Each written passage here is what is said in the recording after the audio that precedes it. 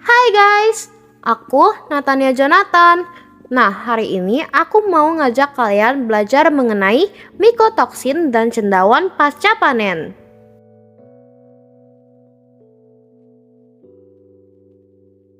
Kalian pasti bingung kan, apa itu mikotoksin? Nah, mikotoksin adalah racun yang dihasilkan oleh cendawan. Nah, ada 4 kelompok mikotoksin yang penting nih. Pertama, aflatoksin B1, B2, G1, G2, turunannya M1 dan M2. Kemudian, zearalenone, trikotesen, dan okratoksin A. Kemudian, ada 2 kelompok cendawan yang biasanya ditemukan pada pakan dan makanan yang disimpan nih. Pertama, cendawan lapang, dan kedua, cendawan gudang. Nah, cendawan lapang itu apa sih? Cendawan lapang itu adalah cendawan yang menyerang biji-bijian sebelum panen atau saat waktu panen. Nah, cendawan ini membutuhkan kadar air dengan kelembapan relatif sebesar 90-100%.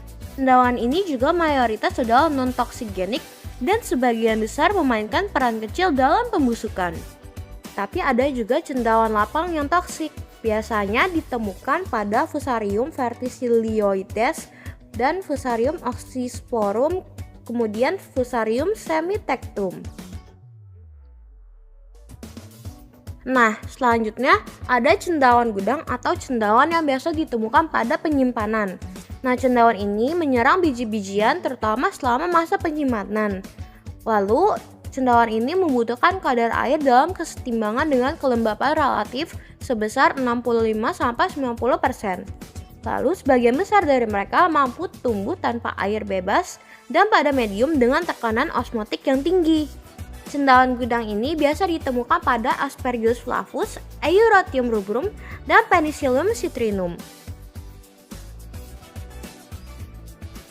Nah, pada biji-bijian ini, ekosistem gudang dirancang dan dikendalikan oleh manusia, di mana terjadi interaksi antara organisme hidup dan lingkungan abiotiknya.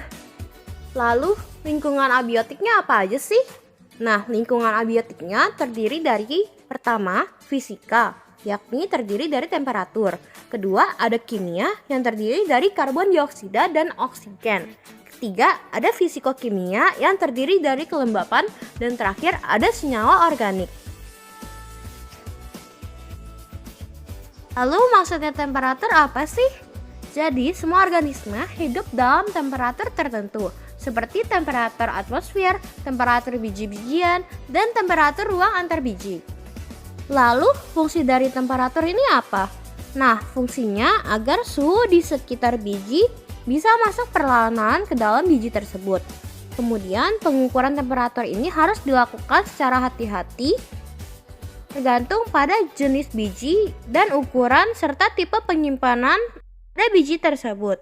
Selain itu, temperatur ini juga berkorelasi dengan kelembapan udara karena naiknya temperatur menyebabkan penurunan kelembapan udara. Nah, kelembapan udara dan biji ini akan berfungsi dalam membatasi perkembangan bakteri, actinomycet, cendawan, insekta, dan tungau.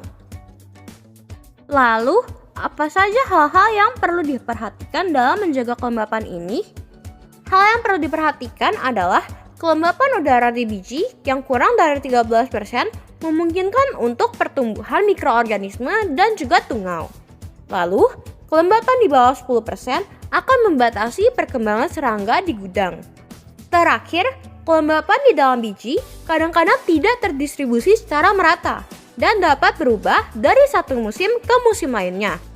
Nah, dari faktor fisika, kita akan beralih ke faktor kimia, di mana pada faktor kimia ini, suplai oksigen merupakan faktor yang penting karena mempengaruhi pertumbuhan dan perkembangan semua organisme yang merugikan, kecuali bakteria anaerobik.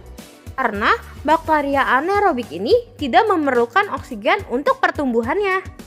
Lalu, biji-bijian dapat disimpan dengan kehilangan kualitas yang minimum jika oksigennya minimalis. Lalu, variabel kimia dan biokimia berkaitan dengan biji, sehingga krusial dalam memelihara nilai nutrisi dan kualitas biji. Nah, dari faktor abiotik, sekarang kita beralih ke faktor biotik. Faktor biotik ini terdiri dari mikroorganisme, yakni cendawan, actinomycet, dan bakteri. Kemudian ada juga arthropoda yang terdiri dari serangga dan tungau. Kemudian vertebrata, yakni rodensia dan burung. Nah, jadi berdasarkan penjelasan aku tadi, bahan makanan selama penyimpanannya dapat mengalami kerusakan karena beberapa faktor, seperti karena tikus, karena tungau, karena serangga, karena mikroorganisme, dan tentunya karena cendawan. Nah, kalau gitu pembahasannya udah selesai guys. Thank you karena udah dengerin. Bye-bye.